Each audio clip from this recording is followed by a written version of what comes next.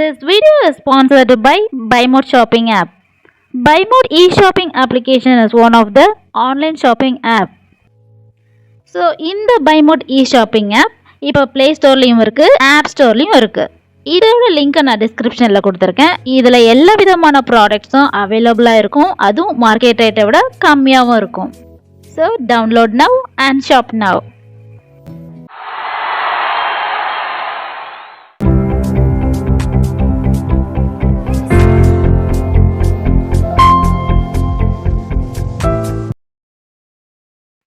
Hello guys, welcome to my channel. இன்றைக்கி இந்த வீடியோவில் ஒரு சூப்பரான முருங்கைக்கீரை இட்லி பொடி ரெசிபி தான் பார்க்க போகிறோம். அதுவும் ட்ரெடிஷ்னலாக டேஸ்டியாக எப்படி செய்யலான்றதை பற்றி பார்க்கலாம்.